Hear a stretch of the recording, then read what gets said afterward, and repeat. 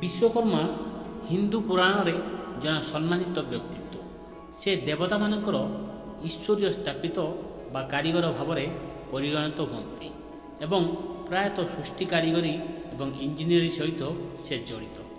ବିଶ୍ୱକର୍ମା ବ୍ରହ୍ମାଣ୍ଡର ସୃଷ୍ଟିକର୍ତ୍ତା ଭଗବାନ ବ୍ରହ୍ମାଙ୍କ ପୁତ୍ର ବୋଲି ବିଶ୍ୱାସ କରାଯାଏ।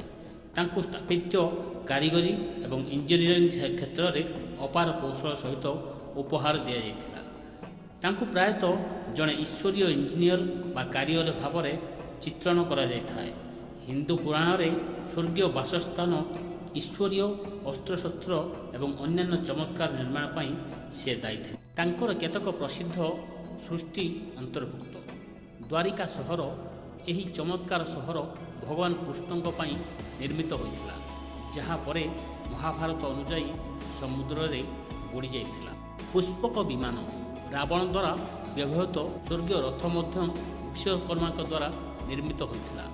ଇନ୍ଦ୍ରପ୍ରଥା, ମହାଭାରତର ପାଣ୍ଡବଙ୍କ ମହାନ ରାଜପ୍ରସାଦ ଏବଂ ରାଜଧାନୀ। ଭଗବାନଙ୍କର ଅସ୍ତ୍ର, ଇନ୍ଦ୍ରଙ୍କର ଭ୍ରାଜା ବା ବଜ୍ରପାତ, ଶିବଙ୍କର ତ୍ରିଶୂଳ, ଈଶ୍ୱରୀୟ ଅସ୍ତ୍ର ତିଆରି ପାଇଁ ବିଶ୍ୱକର୍ମା ହିଁ ଦାୟୀ ଥିଲେ। ବିଶ୍ୱକର୍ମା କାରିଗର, ଇଞ୍ଜିନିୟର, ସ୍ଥାପିତ ଏବଂ ଧାତୁ, କାଠ ଏବଂ ମେସିନ୍ ସହିତ କାର୍ଯ୍ୟ କରୁଥିବା ସମସ୍ତଙ୍କ ପୃଷ୍ଠପୋଷକ ଦେବତା ଭାବରେ ପୂଜା କରାଯାଏ। ସାଧାରଣତଃ ସେପ୍ଟେମ୍ବରରେ ଆୟୋଜିତ ବିଶ୍ୱକର୍ମା ପୂଜାର ପର୍ବ ତାଙ୍କ ପାଇଁ ଉତ୍ସର୍ଗୀକୃତ।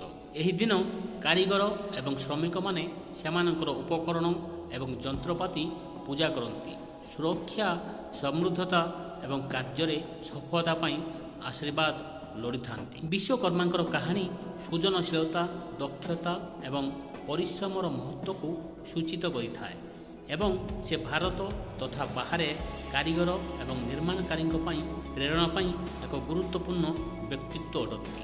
ଜୟ ଜଗନ୍ନାଥ ଦର୍ଶକ ବନ୍ଧୁ, ଏହିଭଳି ମହତ୍ତ୍ୱପୂର୍ଣ୍ଣ ବାଣୀ ଜାଣିବା ପାଇଁ ଭିଡ଼ିଓକୁ ଲାଇକ୍ କରି ଚ୍ୟାନେଲକୁ ସବସ୍କ୍ରାଇବ୍ କରନ୍ତୁ। ଜୟ ଜଗନ୍ନାଥ।